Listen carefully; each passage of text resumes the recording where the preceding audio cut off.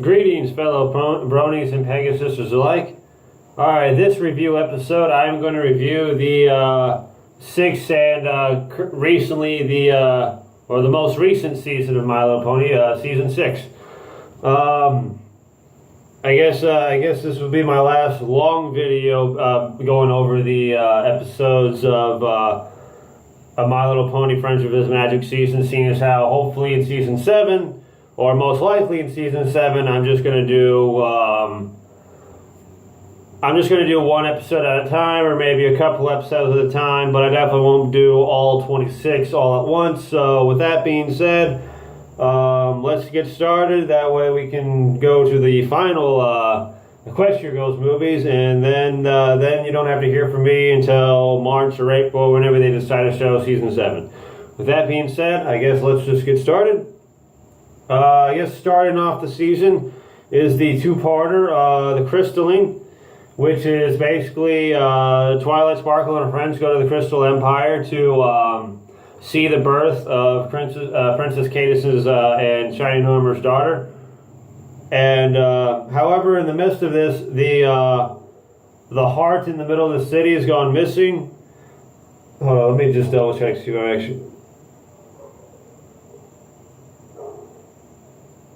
Oh, okay. No, it doesn't go missing. Sorry about that. They give birth to the new baby girl. They haven't named the kid yet, but however I don't know why I can't talk right now. However, the newborn baby's crying causes the crystal heart in the middle of the empire to shatter, thus causing a giant storm to appear. In the midst of it, Starlight Glimmer, who is now reformed and is under training under Twilight Sparkle, meets an old friend named Sunburst, who appears to be a successful wizard that inhabits the Crystal Empire. And it's basically just the remainder of the episode is, aside from meeting old friends and introducing new ones, it's really more of the two-parter is really more of them just trying to figure all this out before the storm breaks, trying to save the Crystal Heart and therefore the Crystal Empire, for the Crystalline to finish. And at the end of the episode they do, the Crystalline happens. Sunburst is the person chosen to do the Crystalline by Princess Cadence, and they decide to name their daughter Flurry Heart. I guess to reference the storm that almost happened, or I don't know. This sounds really bad than how I imagined in my head. I'm so sorry. But anyway, all is good, and the Crystal Empire is restored, and Princess Cadence and Shining Armor have a new daughter named Flurry Heart, and Starlight Glimmer meets an old and reformed friend, and they I guess they reconnect. Now that cringeworthy bit of review is over, now on to episode 3. The Gift of the Mud Pie. Pinkie Pie joins Rarity on a business trip to Manhattan for an annual sightseeing tour and gift exchange with her sister Mud. As Rarity keeps Mud distracted, Pinkie tries to buy a fancy pouch for Mud's pet rock boulder, hoping to be able to give a gift as good as the ones Mud always gives her. Basically, let me just finish. The pouch store is closed, but Rarity spots a stallion with the very pouch that Pinkie wants. He trades her Pinkie's party cannon. After Mud gives Pinkie her gift, confetti for the cannon, she learns what Pinkie has done and returns the pouch for the cannon. Basically, hold on, let me finish again. Pinkie vows to find a new gift to compensate, but Mud insists that she will content with whatever Pinkie gives her as long as it is done with love. Kind of a Gift of the Magi episode in a sense, but it's just really more of Mud trying to tell Pinkie Pie that it doesn't matter how good the gift is or how good you think the gift is. For me, all that matters in the end is how much care you put into said gift, and that's what makes the gift cherishable.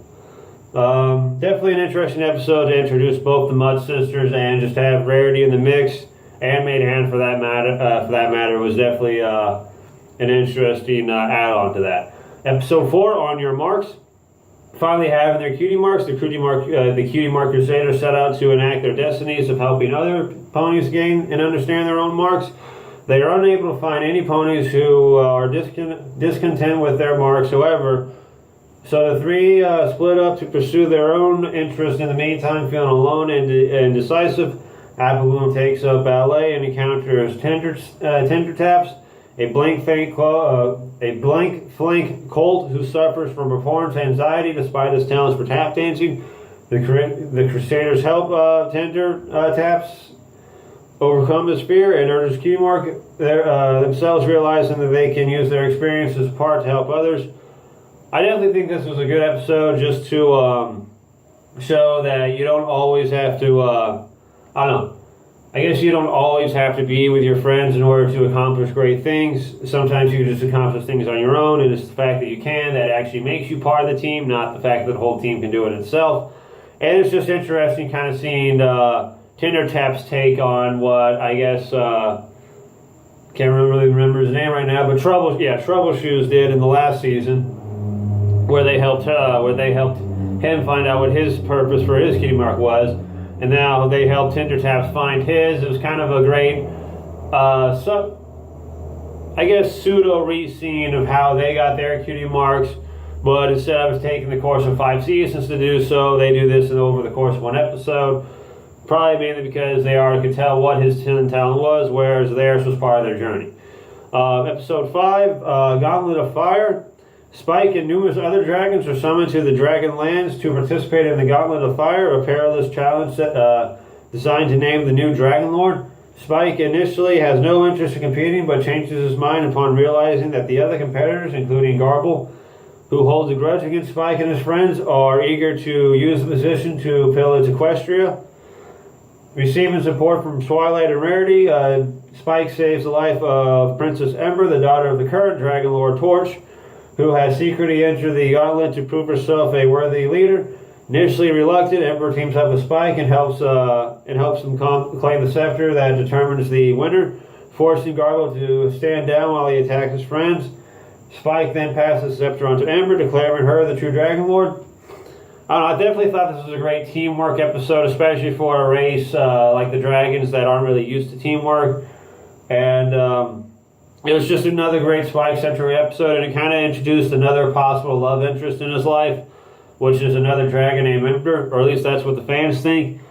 And I guess that kind of helps out, considering the fact that it's been confirmed by the staff of the show for a while now that the Rarity and Spike relationship was never really a true relationship in itself. It was just really more of one person's one-sided crush, and just the other person just being aware of it and just being, I guess, generous about it. So it's kind of nice seeing him just work together with another dragon. Again, just the fact that it's 2 dragons working together in a competition, and dragons are the most competitive, or the most self-centered and heartless creatures out there. So definitely was a great episode, breaking the code of that. Episode 6, No Second Prances. Twilight instructs Starlight to make a new friend in Ponyville to invite to a dinner party with Princess Celestia. After her other efforts come up short, Starlight meets Twilight's former adversary, Trixie, and relates with her over their mutual search for forgiveness of their past villainy. Twilight disapproves of their friendship at first, doubting Trixie's intentions despite previously forgiving her. Appalled by Twilight's lack of trust, Starlight opts to skip the dinner to act as Trixie's assistant in a magic stunt. When Twilight confronts the two before the show, Trixie thoughtlessly brags that she has been using her friendship with Starlight in an act of revenge against Twilight, devastating Starlight. Noticing Trixie's heartbreak over deceiving her friend, Twilight convinces Starlight to give Trixie another chance. Starlight helps Trixie complete her stunt just in time, and the 3 ponies make friends, and the 3 ponies make amends. This I thought was one of the, he's yet another heel to face one, but I think it was just one of the better ones at that, considering that it was Trixie, a long time, I guess, enemy since episode 6, season 1. And it was just interesting seeing the enemy of the previous season befriend an enemy of an earlier season, and just how it kind of revolved around Twilight and her not only being put the challenge of forgiving Trixie for what she's done, but also being put to the challenge of living up to her role as being the Princess of Friendship and actually acting as the, I guess, beacon or the middleman to both Starlight and Trixie for them to become friends like they were going to in the beginning of the episode before they each kind of did it for a selfish reason, or at least Trixie did. So I definitely thought it was a great heel-to-face episode, and it was definitely a great closing chapter to the whole Twilight versus Trixie storyline. And again, I thought it was a great way how they ended that mark was using what was the antagonist of season 5, Starlight Glimmer, and her act of trying to find new friends. So definitely, in a short way of saying that, it was definitely a really great episode to watch. Newbie Dash, episode 7. Rainbow Dash finally joins the Wonderbolts after one of its members retires. During her first day on flight practice, however, Rainbow Dash makes a novice mistake and crashes into a trash can, leading her teammates to call her Rainbow Crash, a nickname previously used by bullies. Hurt by this nickname, Rainbow Dash tries to find other ways to change the others' impression of her to no avail. When the Wonderbolts perform a show in Ponyville, Rainbow Dash enlists Scootaloo's help to perform an unscheduled stunt to impress them, but it backfires and results in her suffering an even more disastrous crash.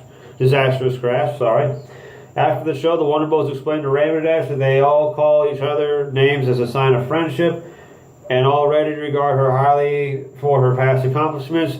They keep her on the team, though.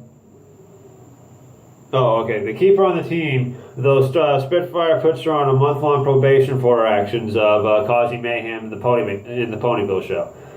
I just thought it was an interesting episode.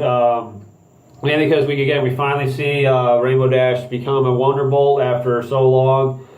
And it's just, I guess it's really more of an acceptance episode. Like, she finally fulfilled a dream, but I guess because of the nickname, because it was a nickname that previous bullies gave her, I guess she didn't really think it was that much of an honor, despite the fact that it was her lifelong dream to make it to the Wonderbolts. And just the fact that it was just revealed in the end that they all give each other pet nicknames, that they all have nicknames that they all find embarrassing, but that's kind of the point of the nicknames, and I guess that's kind of what makes them more closer to one another.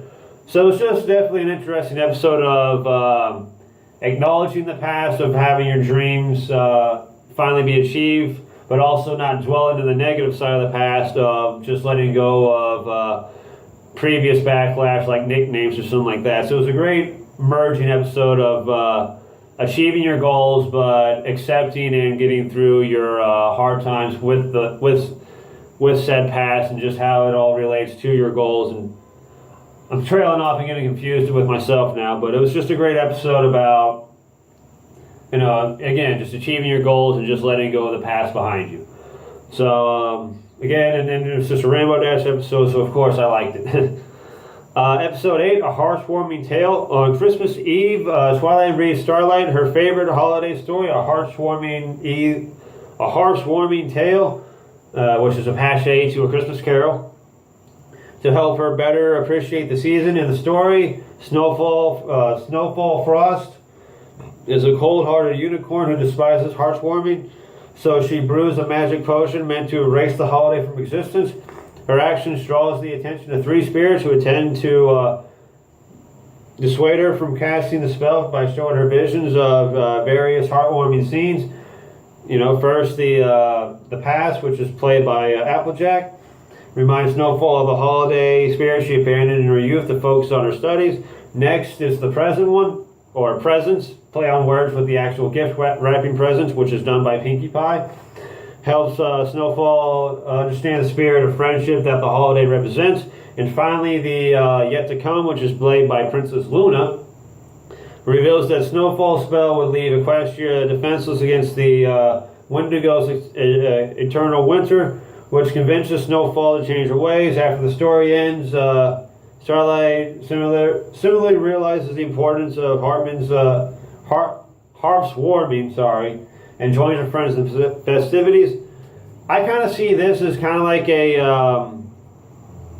somewhat of a Christmas Carol story, but at the same time, I guess, somewhat of a revamp or a rehash or a redo, to sound less insulting, of the season 5 finale, where she realized her incident of changing the moment where they all became friends, or where they all got their cutie mark, if anything, affected all of Equestria, and just how the spell that Snowfall would have affected all of Equestria for an impending doom. So I just kind of saw those two as somewhat of the same episodes, but I like both episodes, and I definitely love A Christmas Carol and just any Christmas movies or TV shows, and the fact that it was a Christmas episode in the middle of May made it a little more interesting, but I don't know, I just thought it was a great advancement for the character arc of Starlight Glimmer, if anything, and it was just great again, kind of touching back on a moment that kind of turned her to a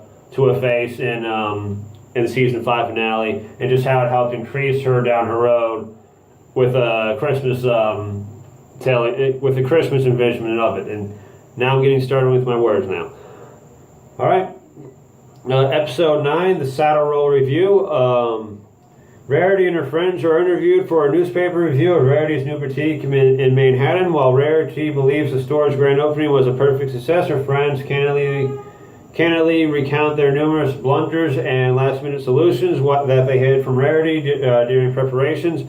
With their mistakes exposed in the review, the ponies fear Rarity's disappointment in them for almost ruining the opening. To their surprise, the review ends with a glowing assessment of Rarity and her friends' individual contributions to have helped ensure the store's success. That's basically all they say, so I kind of just trailed off on that. Cliche now, but definitely thought it was a great episode. I loved how they did kind of hide Rarity inside of a closet or inside her own showroom, as like Murphy's Law just kind of unfolded itself, and just the fact that all the incidents ended up adding up to one good cause, especially since, again, Rarity almost didn't really know about most of it until the review came out, and just seeing everybody's stories, especially Pinkie Pie just eat everything, just Applejack and Rainbow Dash acting completely nervous about the incident altogether. It was just a very funny episode to watch, and it was just interesting to see, again, Rarity's advancement of her opening boutiques all around Equestria. First, we saw one we always saw one in Ponyville, then we saw one in Canterlot, and now we're seeing one in Manhattan. So, that's always good to see, and just the little twist that they did in said episode is definitely an interesting twist in itself. Episode 10, Applejack's Day Off, and Rarity wishes to spend time with Applejack at the spa, but Applejack is too busy to make good on her promises. Twilight and Spike agree to do Applejack's chores per her exact instructions, freeing up an hour for Applejack to spend with Rarity. To Rarity's annoyance, Applejack spends most of the time fixing the spa's plumbing, which has been inadvertently causing larger problems around the spa. Applejack returns to the farm to find that Twilight and Spike have not yet completed their task due to many unnecessary steps in Twilight's instructions. Twilight, Spike, and Rarity help Applejack streamline her workload, finally allowing her to take the rest of the day off. Therefore, her and Rarity are finally able to go to the spa.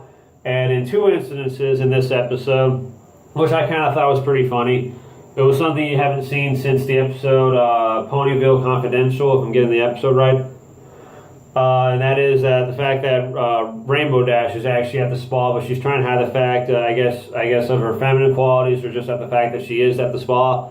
So I thought that was pretty funny, and how at the end it just ended with all three of them participating in the spa, even though Applejack and Rarity were walking in as soon as Rainbow Dash was walking out. So I thought it was pretty funny just to see, I guess, aside from the main plot that I just said, the fact that you kind of also saw Rainbow Dash make an appearance, but out of all appearances she could have made throughout the episode, is the fact that she was at the spa twice, almost in the same day. It was just funny seeing a touch on that side of the character, especially since she wasn't a focused character in the episode. Episode 11, Flutter Brother. This is an episode everybody was waiting for basically a season and a half almost. And Fluttershy's younger brother, Safari Breeze, sorry if I'm getting their name wrong, moves into their parents' house after his attempts to become a main therapist goes wrong. Fluttershy convinces Safari to move out, only for him to move into Fluttershy's cottage. She tries to help him find a job, but he manages to find ways to avoid doing any work, so she kicks him out. Later, feeling sorry for him, when he takes up living in the woods, she feels sorry for him when she finds out that he's living in the woods.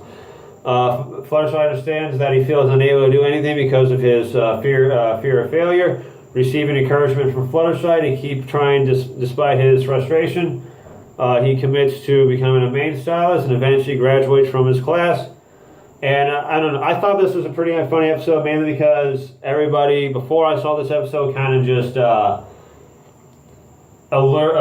connected, lack of a better word, connected this episode to the episode of SpongeBob, where SpongeBob was taking care of Squidward, and he was near the end, he was trying to tell Squidward to get a job because he was tired of doing everything for him when he wasn't working.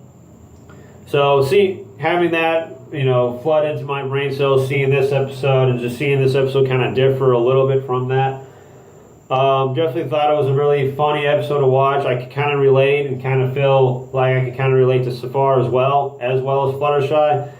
But definitely thought it was a great episode, especially since it kind of encouraged me to do my YouTube videos again, because for a while I was going on this very bad, unnecessary hiatus. And I'd say this episode, plus seeing my friend actually work for his for his dreams and his goals that he wanted to do, it definitely encouraged me to go back to making YouTube videos, which kind of leads to me making this YouTube video. So I'd say this was definitely a great encouragement episode, and as you can see, even though I'm not really the best of reviewers right now, hopefully I'll get better. It definitely persuaded me to want to do it, and want to do it even at days or at times after work where I seem tired or I almost seem like I don't want to. So it was definitely a great motivational episode. Episode 12, Spice Up Your Life. Pinkie Pie and Rarity are called to Canterlot by the reactivated cutie map to solve a friendship problem. There they find the Tasty Treat, a struggling Indian-style restaurant where the owner, Coriander, and his chef daughter, Saffron, are, again, sorry if I'm getting the name wrong, are too busy arguing with each other to help their business. Pinkie and Rarity decide to give the restaurant a positive review from well-known food critic because of their conflicting views. Rarity encourages Coriander to conform to Zesty's specific standards, whereas Pinkie Pie is the opposite. She wants them to be unique. Basically, it just creates this whole array to where everything is... they basically get a bad review because of it, because they just try too hard and they focused more on the appearance, not so much the quality. Eventually, they decide to just focus on the food as they're about to go out of business because they didn't get the star recommendation or the horseshoe recommendation they were going for. They realize that it's not really so much the appearance that everybody wanted, that the audience wanted. It was really so much the good food, to the point that even other restaurants that had the good review have even admitted that their food wasn't as well, that they were just trying to live up to their expectations of Zesty the food critic. And this kind of encourages all the other restaurants around the Indian restaurant to go follow their old ways of wanting to go back to making good food instead of just fitting a certain agenda. And it just ends with that being the friendship problem of the Indian food and or the Indian food restaurant, and just how it also again further encourages the other restaurants surrounding them to go their own way instead of just going the way by a food critic that apparently only cares more about the appearance, not so much the food itself. So I definitely thought it was great. Well, you pretty much know the rest of that sentence, and I just thought it was pretty good how it combined the zany Pinkie Pie and the, I guess the preppy, lack of a better word, Rarity, and just how it featured them in Canterlot, and just how it brought back the cutie map, which was broken down since the season 5 finale. So the fact that they managed to wait the whole first half of the season to actually do this episode, and for this to be the episode they would do after said activation, was definitely a pretty good one in my opinion, obviously. Episode 13 and the last one for this video. Did not think it would run 6 minutes longer than I wanted it to. But episode 13, Stranger Than Fan Fiction. Rainbow Dash attends a Daring Do convention where she meets another avid fan named Quibble Pants. The two quickly bond until Quibble Pants criticizes the later series of Daring Do books as unrealistic, which upsets Rainbow Dash, who secretly knows Daring Do is real. Daring Do approaches Rainbow Dash for help looking out for let's just say Dr. C, I can't pronounce that, who is following her in her search for a priceless artifact in a jungle temple. After Rainbow Dash runs into Quibble Pants again and makes a scene, Dr. C abducts them both and takes them into the jungle. Quibble Pants believes their adventure to the temple is all a stage roleplay until a fantastic creature nearly eats them. Daring Do arrives and saves the two, finally convincing Quibble Pants and her stories are true. He and Rainbow Dash help Daring Do find the artifact and escape the temple, after which Daring Do gets rid of Dr. C and directs the two to safety. After they return to the convention, Rainbow Dash and Quibble Pants recognize they love different facets of the Daring Do series, and they agree to respect each other's opinions. For one, I like this episode because A, it's Rainbow Dash. A, it focuses on Daring Do, which is B, it focuses on Daring Do, which is kind of a Indiana Jones parody. C, it has Patton Oswalt in it, who admitted a year ago that he actually liked the show because his daughter watched it.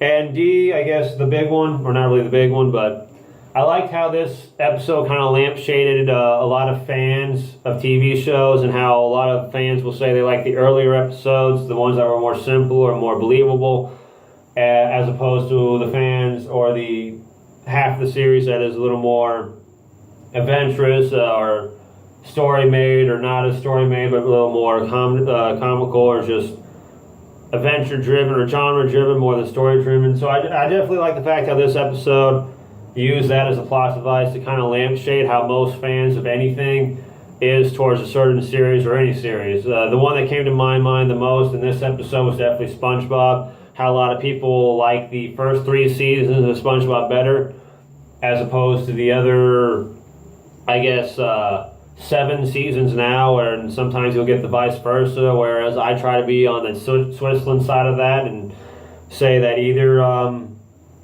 either season or either episode is just as good as another one.